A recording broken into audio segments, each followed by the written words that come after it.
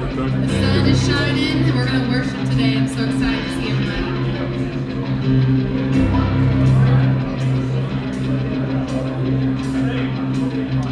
I raise a hallelujah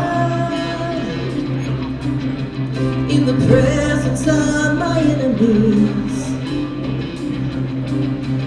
I raise a hallelujah louder than the unbelief. I raise a hallelujah. My weapon is a melody. I raise a hallelujah. Heaven comes to fight for me. Sing us out. I'm gonna sing in the middle of the storm. Louder and louder, you're gonna hear my praises roar. Up from the ashes, hope will arise. Death is defeated, the King is alive.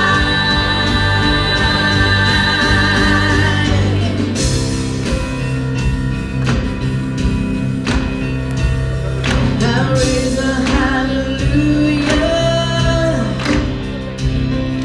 with everything inside of me. I raise a hallelujah. I will watch the darkness flee. I raise a hallelujah in the middle of the mystery. I raise a hallelujah. Feel you lost your hold on me. I'm gonna sing in the middle of the storm. Louder and louder, you're gonna hear my praises roar. Up from the ashes, hope will arise. Death is defeated, the King is alive.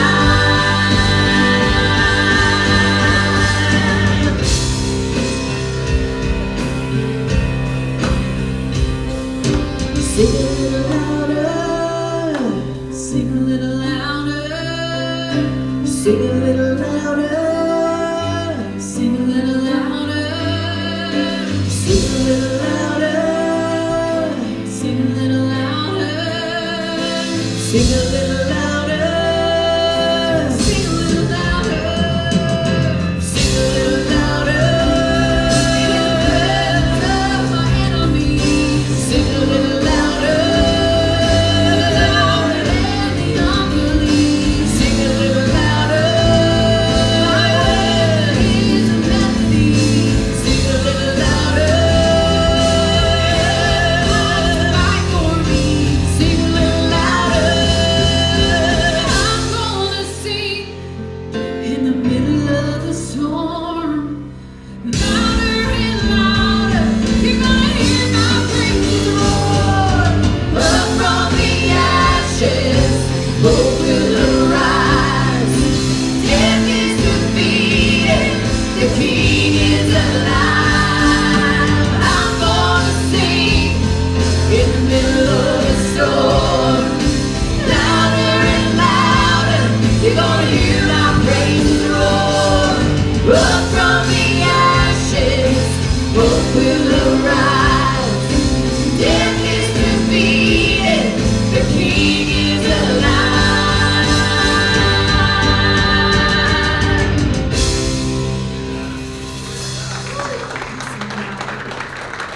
You guys may be seated. Man, that was good. I should probably just let you guys keep playing, not even come up here. Well, good morning. Man, it is good to be here today. Last week, we were here. I don't know where you guys were. But it's just not the same. I love that we have the technology to be able to do that. Matter of fact, we have some of our Heitzers, Randy and Mary Ann Horton. They were in a car accident this past week, 2 weeks ago, I guess, and now they have got her moved down to Arcadia Valley in rehab. I was talking to her Friday. She's going to be there for like 2 or 3 months. So if you're watching, Mary Ann, we love you, we miss you, we're praying for you, okay? But we understand for you, it's just not the same that when we get to be here in this place, and it just felt good to be here this morning. So when I say good morning, I mean it. It's a good morning and good to be in this space. Last night we had probably yesterday 12 people in here for the unique experience. That was Friday night and all day Saturday. Heather got home about 6 o'clock Saturday evening, and I've already been through this intense process, and she's like, whoo, that is intense. And she starts talking to me about some of the things that she's discovering and learning, and then she starts crying. She's like, I don't even know why I'm crying. I didn't cry there, but it's just a great testament, like what happens when you start to dig down in your soul and see your life and your uniqueness, and when you start to have some vision about living that out in a real intentional way, it does something inside your soul. You begin to transform, and you begin to live with new vision and get reignited in some new ways. So that's an incredible thing. Brian and Greg, thank you guys for hosting that. I was home with the boys. I took a nap round one, be honest with you. I was doing nothing yesterday. I watched a movie and took a nap. That was my whole day. So thank you guys for doing that, rearranging the room and making that happen today. And for all of you guys that give to make something like that happen, I'm telling you the transformation that happens in something like that is huge. So thank you for giving. If you came to give, the buckets are there on the way out. You can give online. If you're fairly new around here, I'm seeing some fairly new faces that I don't know if you've ever stopped back at the back and got your free mug. And if you're like, oh man, I wanted to, but I didn't, go back there and get it on your way out. We're glad that you're here, glad that you're maybe kicking the tires or maybe saying, I think I'm going to call this place home. We hope you do. We're glad that you're here. And the app is a great way to be able to continue to learn more. I'm going to piggyback on the song they just sang. I was reading this morning, and I don't know if it was because listening to that song this week or what, but Psalm 100, this is a psalm of thanksgiving. It says, shout with joy to the Lord, all the earth. Yeah, that's what it says. Sorry. I don't need them. I just need more light, maybe. I read this really good in my office this morning. It's not as good here. Shout with joy to the Lord, all the earth. Worship the Lord with gladness. Come before him, singing with joy. Acknowledge that the Lord is God. He made us, and we are his. We are his people, the sheep of his pasture. Enter his gates with thanksgiving. Go into the courts with praise. Give thanks to him and praise his name. For the Lord is good. His unfailing love continues forever, and his faithfulness continues to each generation. And when I read that, I'm like, man, David had no idea when he was writing that, thinking about this generation. Here we are, multiple generations in this gathering today. So when we sing, when we shout, it's because God is good. We are his.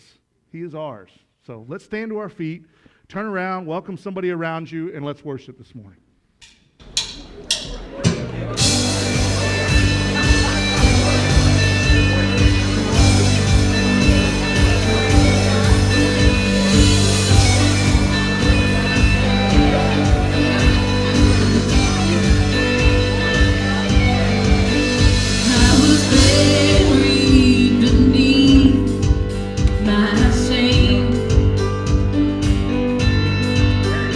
Who could care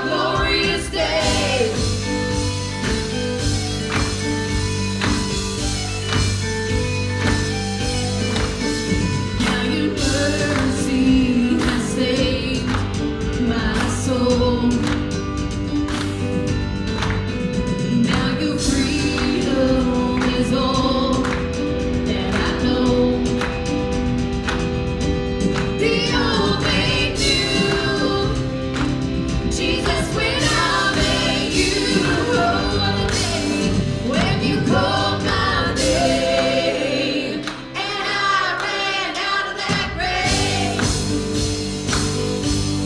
out of the darkness, into your glorious day. You called my name, and I ran out of that grave, out of the darkness, into your glorious day.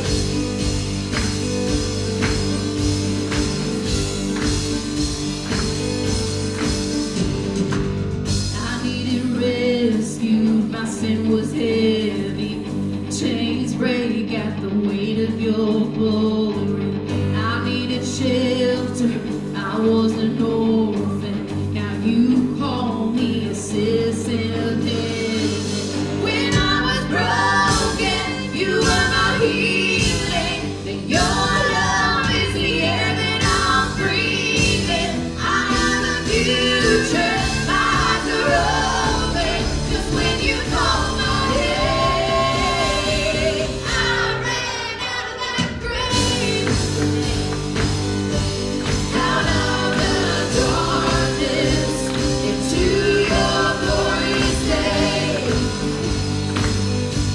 You called my name, and I ran out of that grave, out of the darkness, into your glorious day.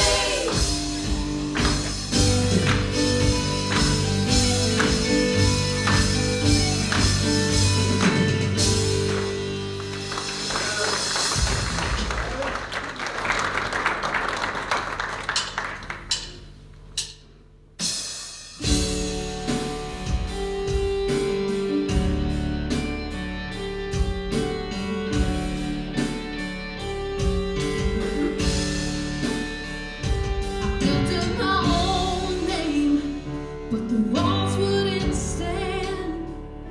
I trusted my own strength, but it was sinking sand. So I put my real hands into your hands and watch you restore them like only you can.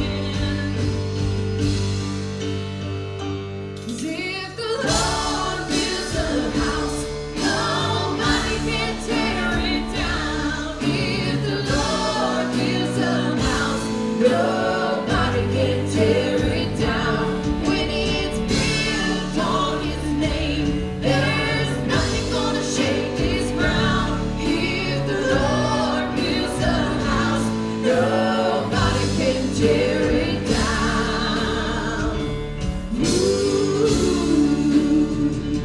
the bricks may be weathered through storm and through fire, but what God holds together, it stands firm every time.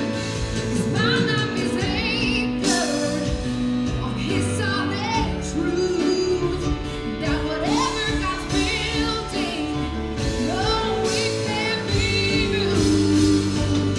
See, if the Lord builds a house, nobody can tear it down. If the Lord builds a house, nobody can tear it down.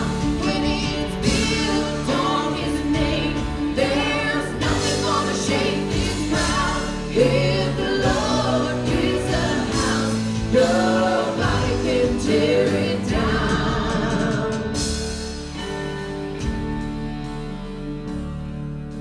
And as for me and my house, we're gonna serve you, Lord. So here's the keys, come on in. Everything we have is yours. As for me and my house, we're gonna serve you, Lord. So here's the keys, come on in. Everything we have is yours. Here's the keys, come on in. Everything we have is yours.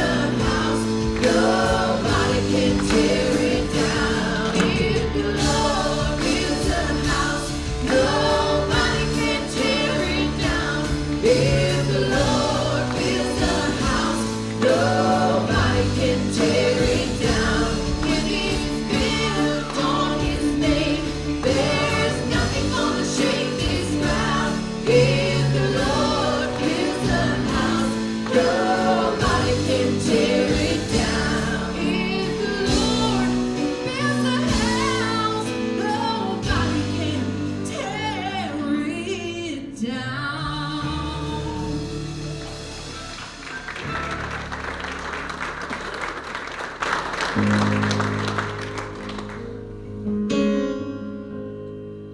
of have to catch my breath for this next one. I know I wanted to say something before the song today, but I'm not sure I can fully get through it. But what I do want to say, we went through a lot of storm last year with my family. And God was there the whole time. And I really felt led to share that this morning. Because no matter if you already went through that storm, you're going through it, or it's coming, He chased after our family with all the goodness. And we really felt that. Wasn't going to share all that because I know I wasn't going to be able to get through it, but the Lord really put that on my heart this morning, that Jennifer, you got to share that, because it was hard, but we could have gotten through it without His goodness, and we feel that every single day. So let's sing that out this morning to remember how good He is, no matter what. I love you, Lord, for your mercy never fails me. All my days I've been held in your hands. From the moment that I wake up until I lay my head, oh, I will sing of the goodness of God. Sing that out, church. All my life you have been faithful. All my life you have been so, so good.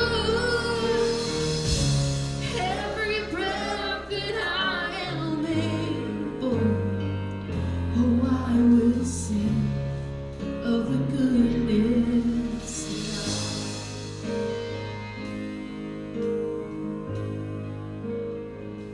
I love your voice. You have led me through the fire in darkest nights. You are close like no other. I've known you as a father. I've known you as a friend. I have been in the goodness of God. Yeah. All my life you have been faithful. All my life you have been so, so good. Every breath that I am able, oh, I will sing of the goodness of God. Yeah, your goodness is running after me. Your goodness is running after me. With my life laid down, I surrender.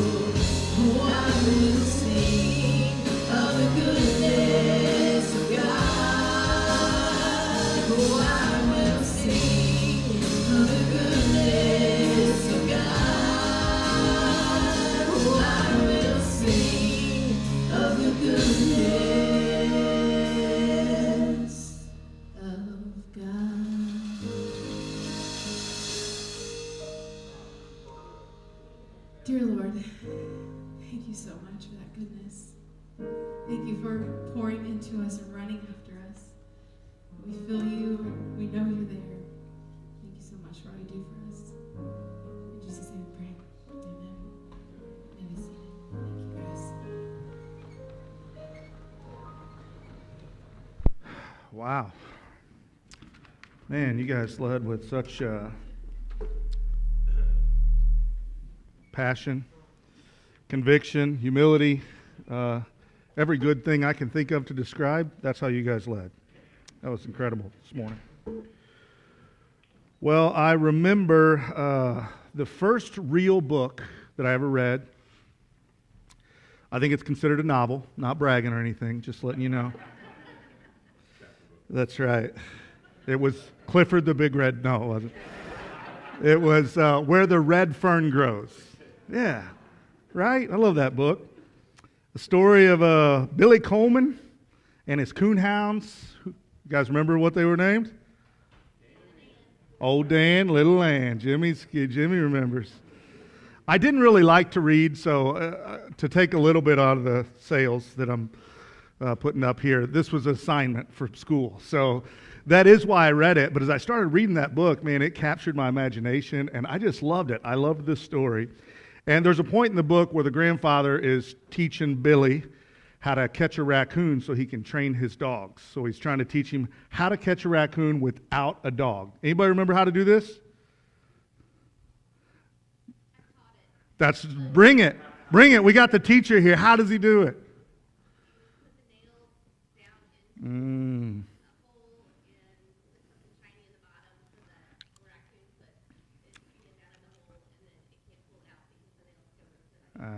Because he grabs a hold of the shiny eye. It's the shiny object trap. And that's exactly what happens. Raccoon sticks his hand down in there, grabs a hold of it, and can't pull it out because there's nails in there. So he's stuck. Now, probably if he could also just let go of that, he might slide right out of there. But more times than not, it just holds on and is stuck. It's trapped. We're in the second week of this series where we're saying Jesus talks about money, because he does a lot. And if you missed the last conversation last week, be sure to go out online, catch up on that. And I know this conversation often can be a little uncomfortable, I think primarily because the subject's been abused or misused over the years, and I think often from places like this, from platforms and pulpits. But Jesus didn't talk about money in a guilt or shaming way, because typically that's how we hear about it. The way Jesus talks about money is the way he does everything else that he talks about. He's not wanting something from us, he's wanting something for us. And one thing that he talks about money a whole lot. Last week, Brian shared a stat that I'd never heard that stat before, but 16 of the 38 parables are actually, he uses money to help illustrate something. So he talks about this a lot. So over the next few weeks, we're going to see Jesus talk about some very simple things. Some of them we already know, but they are transformative by nature if we lean into those things. Kind of like what Brian explored last week when Jesus talked about greed. Greed is the assumption that all that comes my way, comes through my hands, is all for my consumption. It's the assumption consumption. And again, it's kind of simple. If I would say, do you think it's a good way to live, being greedy? All of us would say, no, I don't think that's a good way to live at all.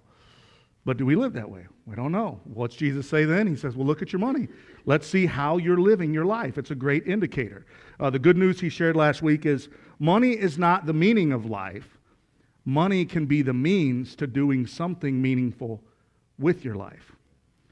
And I think we would all believe that. We would say, oh yeah, money's not the meaning of life. And then we would say, well, how do we know if we're living that way? What does that look like? And that's why Jesus always uses these illustrations to help us see through a new lens about, are we actually living the way that we think we're living? Because we would say one thing and then we actually live maybe another way. So let's dive in and look at another parable. Matthew 25:14. Jesus says, the kingdom of heaven is like a man who's leaving on a trip. He called his servants and handed over his possessions to them. To one he gave 5 valuable coins, to another he gave 2, to another he gave 1. He gave to each servant according to the servant's abilities. Then he left on his journey. And after the man left, the servants who had 5 valuable coins took them and went to work doing business with them. He gained 5 more, and in the same way, the one that had 2 valuable coins gained 2 more. But the servant that had received the 1 valuable coin dug a hole in the ground and buried his master's money. Now, after a long time, the master of those servants returned and settled the accounts with him. Here's the good news I want to share today. We live like it's all about us when we forget that all we have and are is given to us. But when we remember the giver and the gift, we open up our hearts and we open up our hands so more good will grow. Is life all about us? No, it's not all about us. We would probably all say that. Do we sometimes live like it's all about us? I do sometimes. I don't know about you, but I do. Why do we do that? Because we forget. We forget.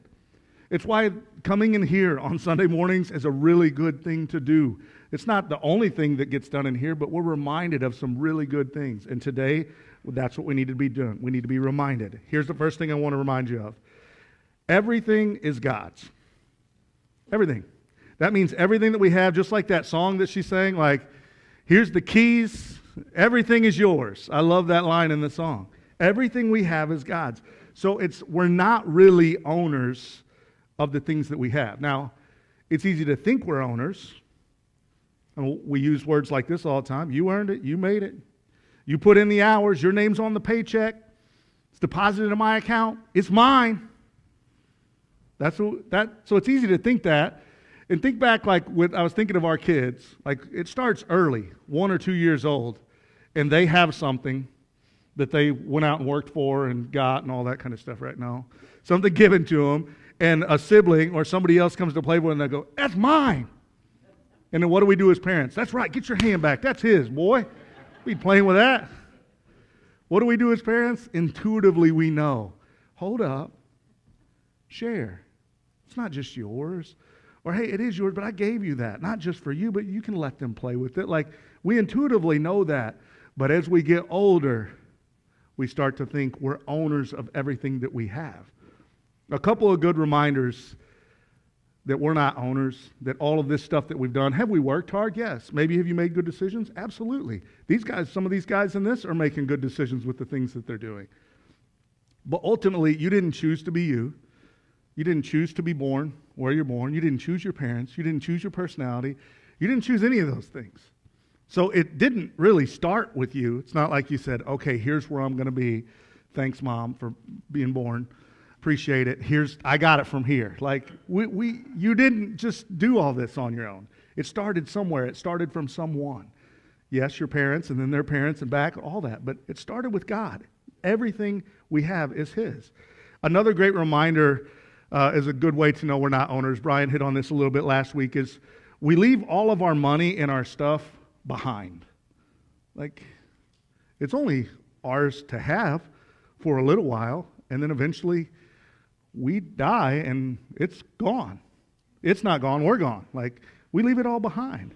Everything, our lives, our things, our money. Jesus is describing, when he said the kingdom is like, he's describing the kingdom, and he's using a great illustration that was probably kind of shocking to them. He said, the kingdom of heaven is like a man who's leaving on a trip, and he called all of his servants, and he handed his possessions over to them. That's pretty strange.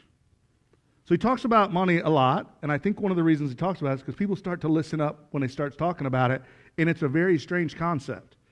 This guy's wealthy. He has all this stuff. Jesus didn't say the kingdom is like a man who calls all his servants and said, I've locked everything I have in that barn. Do not touch it.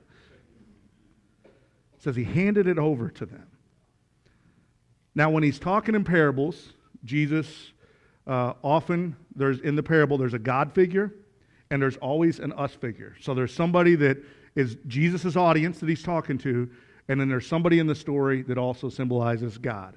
And as you read this parable, it's very clear that the wealthy man who's given everything away to his servants and trusting his wealth to his servants, that represents God.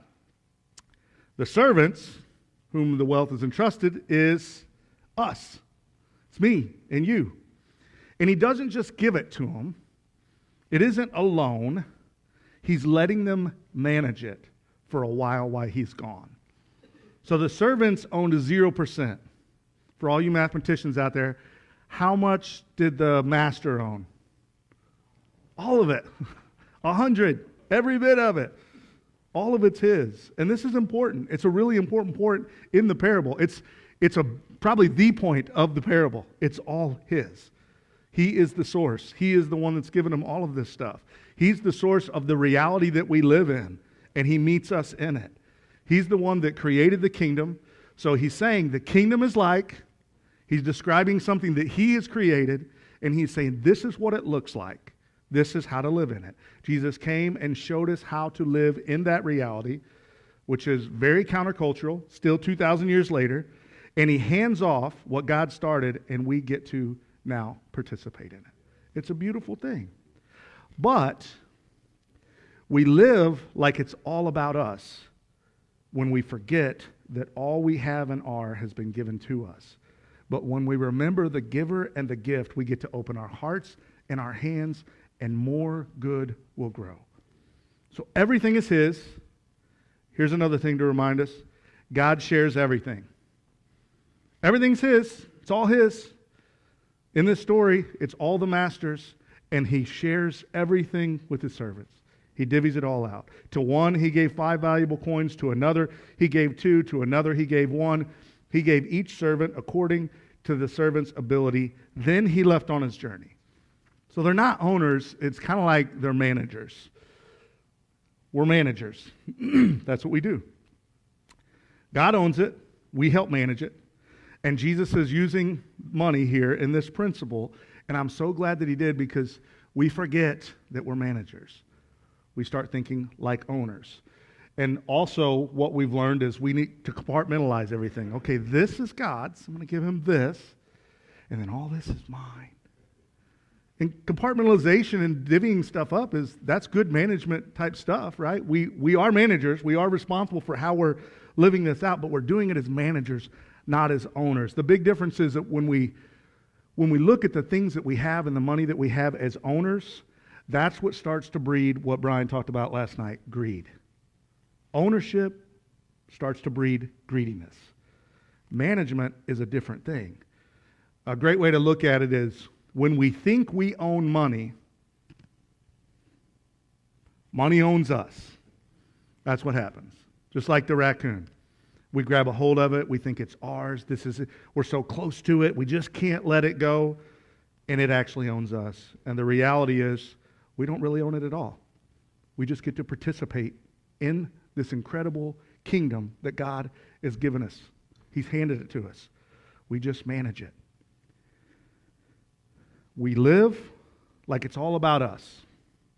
We know it's not, but we live that way sometimes when we forget that all that we have and are has been given to us.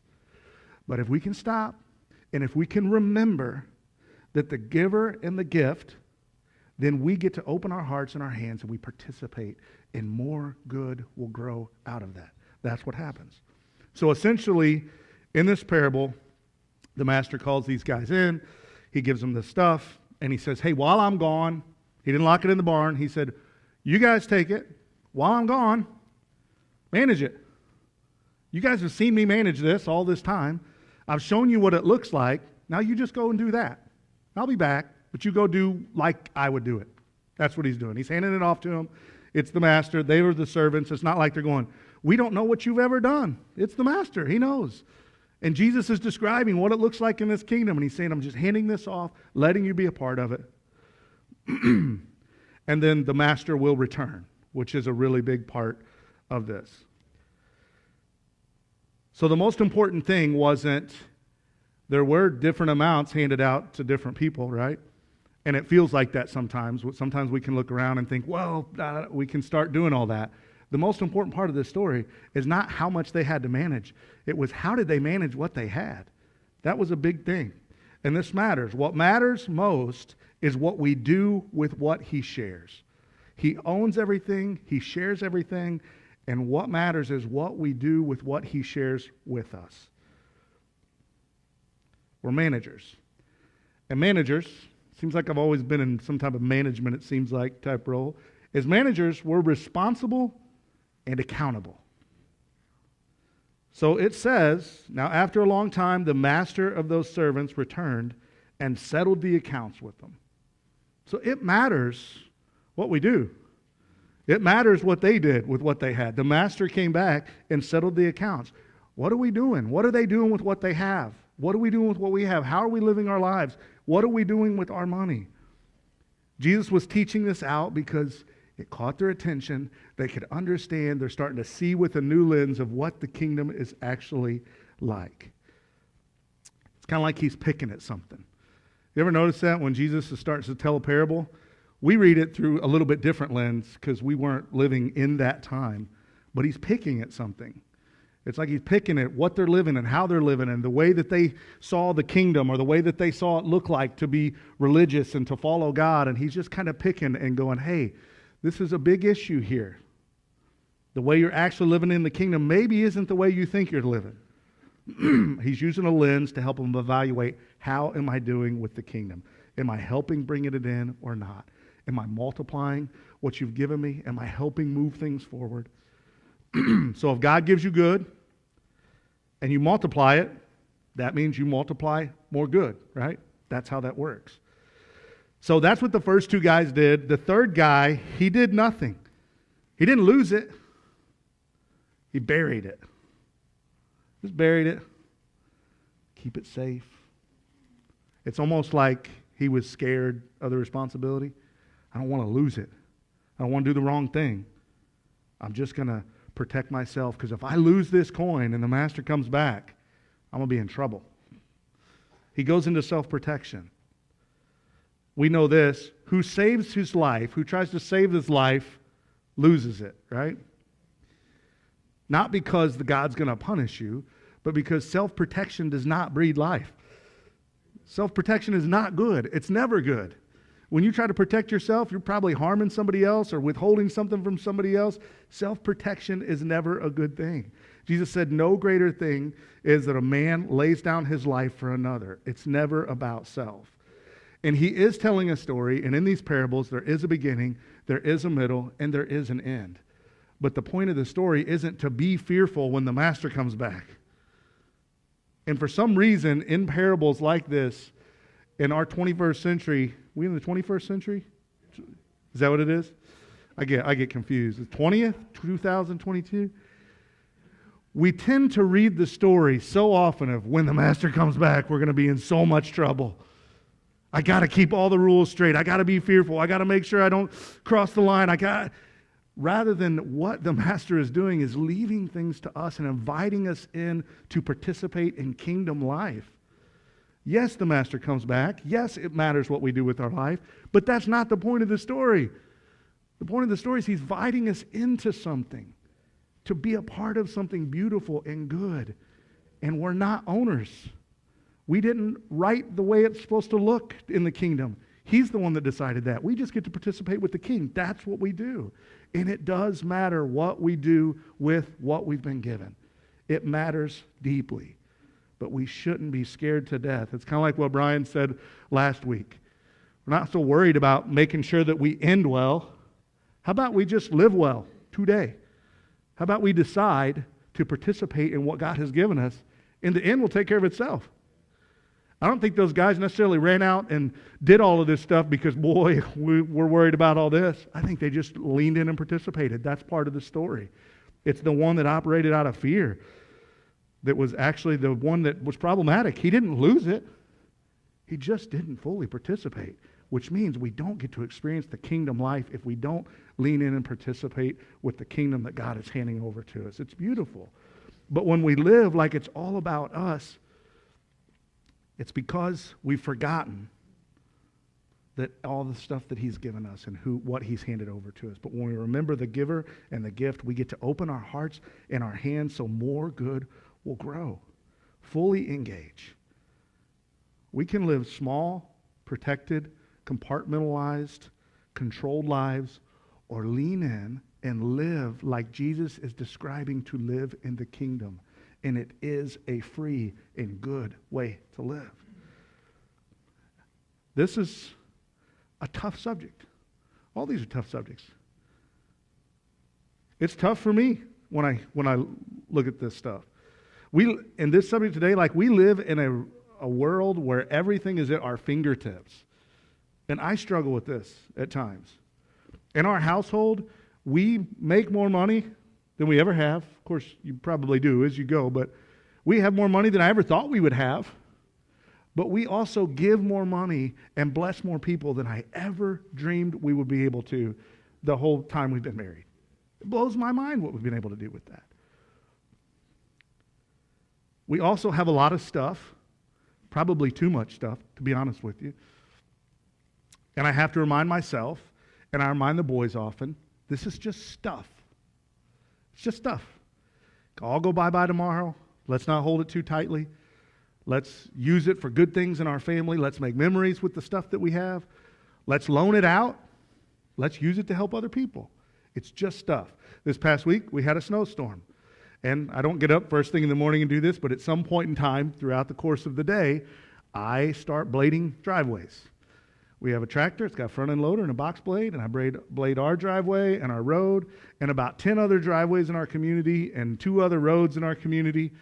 And it's people that can't necessarily do it themselves, and I give them a discount, $150 driveway. That's all I do. Just kidding. If you want to get on the list, just let me know. No. They know. Most of them know to stop offering me money because I'm not doing it to make extra money. I'm doing it because the things that we have are not just for us.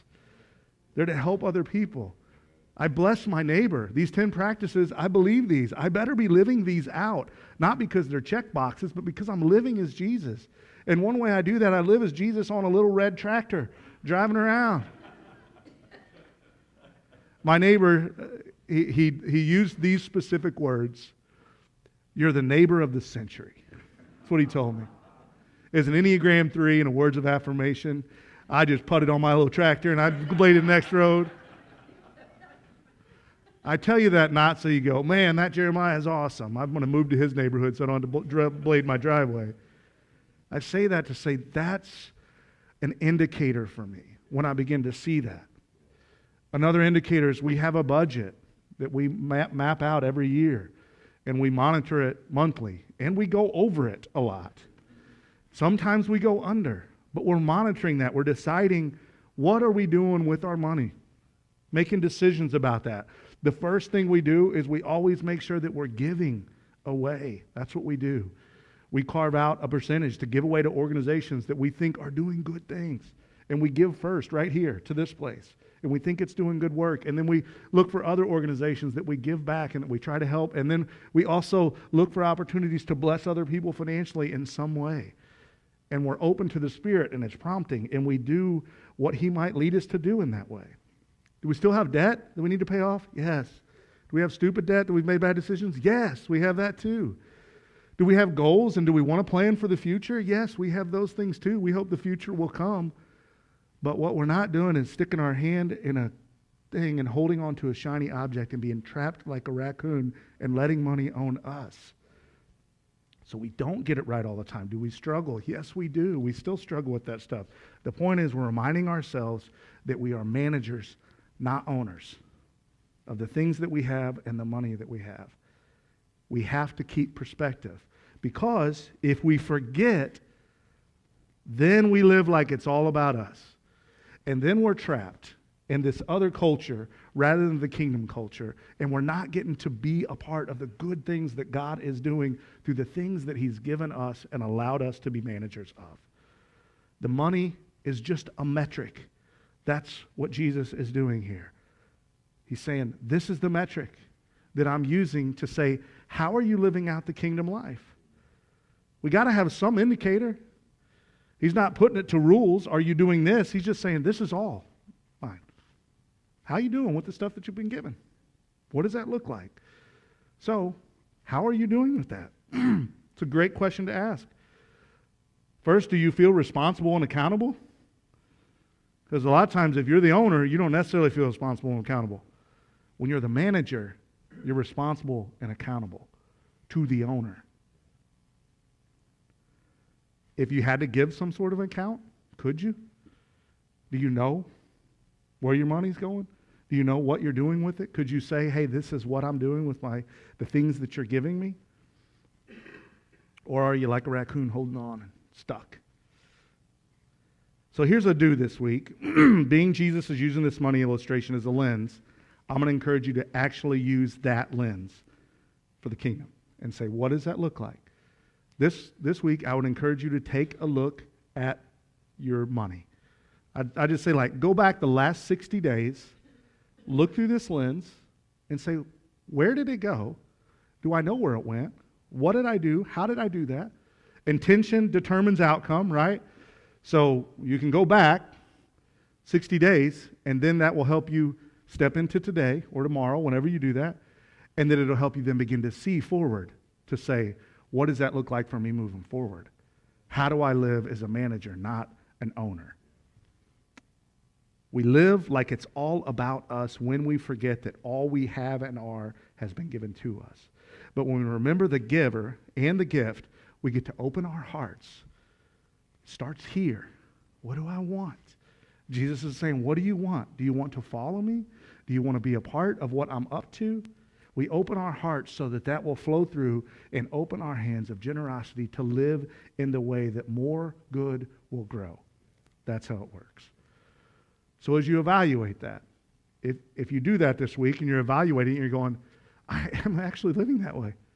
That's awesome. Am I perfect at it? No. Do I have plenty of things wrong? Yeah, but for the most part, I think I'm living that way. Then take a moment and thank God for that.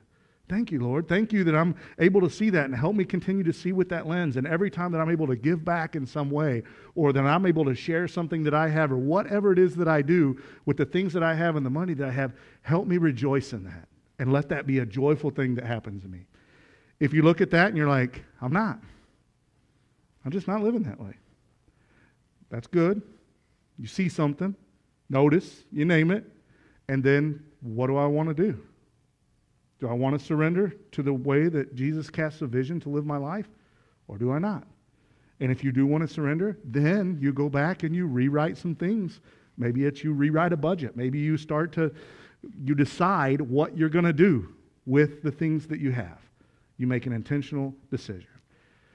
And you may say, I don't even know anything about budgets or nothing. We just look at my account and it's just a mess all the time. We have resources for that. On our app, there's a resource button. It's super helpful to be able to walk through that. If you need help with that, we'll be glad to help you with that. We'll be glad to sit down and talk with you and help. We can point you to other resources of what that would look like. We can help. The point is, we live like it's all about us when we forget that all that we have and are has been given to us. But when we remember the giver and the gift, we get to open our hearts and open our hands, and more good will grow out of that as we participate with God in His kingdom. The kingdom is like this. That's what it's like. One other thing that we've had on our app is a question. It's called Question of the Day. That's what it's called, right? Question of the Day. You can click on it. And one thing that we know is you might have questions about this subject. And you can go on there and you can ask questions about it. And they come to us, and we'll do the best that we can to try to answer some of those questions over the course of this series. And we had a question come in this past week, and here's what it was. It says, I've heard it many times in my past beginning years, God will get your tithes if He has to put you flat on your back in the hospital. Mary, that's not why you're in the hospital. I want to tell you that. Is that true? Now, we laugh about that, but I've heard that in a very serious way. That God's going to get He's going to get His tithe one way or another. Whether you pay that into a flat tire or some other thing over here, that He's going to get it. The answer to that, from a biblical perspective, is that's not how God cooperates with His people. He wants to cooperate with us. He's not out to get you. He also doesn't need your money. He doesn't need it. He's not asking for it. That's not what He's doing. He's asking us to participate in something. He's wanting something for us. When Jesus is talking in these parables, He's casting a vision of what life could look like. Sometimes He's saying something specific about money. Sometimes He's using the money as a lens so that we can see something greater and bigger and beautiful, so that we can actually participate in that. rather than holding on to it. He's not operating out of guilt and shame. And if you've ever heard that, that's not how God operates. He doesn't operate out of guilt and shame. He's a good father, and he wants his children to participate with him. That's what he wants. And they asked the question of tithe. Some of you may know, what's a tithe? A tithe is a tenth. So in the Old Testament covenant, the Jewish people gave a tenth. It was kind of like a built-in tax system for them. It was like kind of their law that you give back a tenth that goes to the temple and goes to the priest. And that was under the Old Covenant. And then there's a new covenant that comes along, and it doesn't just like disregard the Old Covenant. The Old Covenant's preserved. The new covenant takes things up a whole other notch. It's saying, let's not focus on all of these rules, and let's take it up to a whole other level. Where he's saying, hey, let's not focus on murder. Quit hating your brother. Hate is the same form as this over here is murder. He said, let's not focus on necessarily sexual sin. He's saying, if you lust, that's just like cheating on your wife.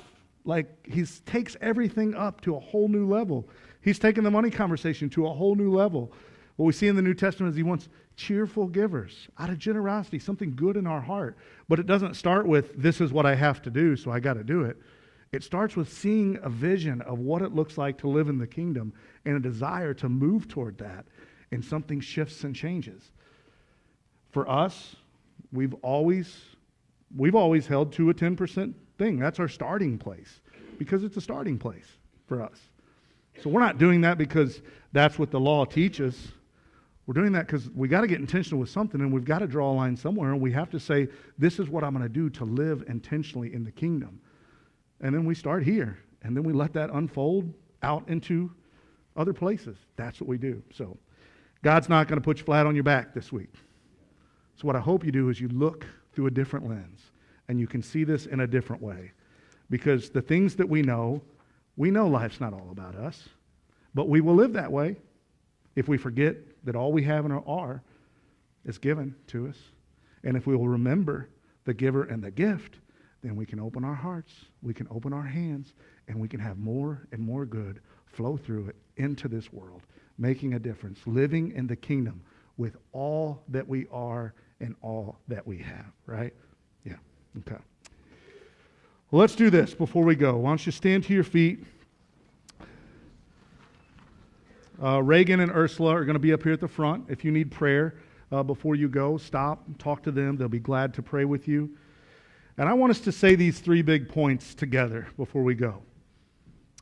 You ready? God owns everything. God shares everything. What I do with what I've been given matters. That's what matters, okay? So live that out this week. You guys are dismissed. See you next week.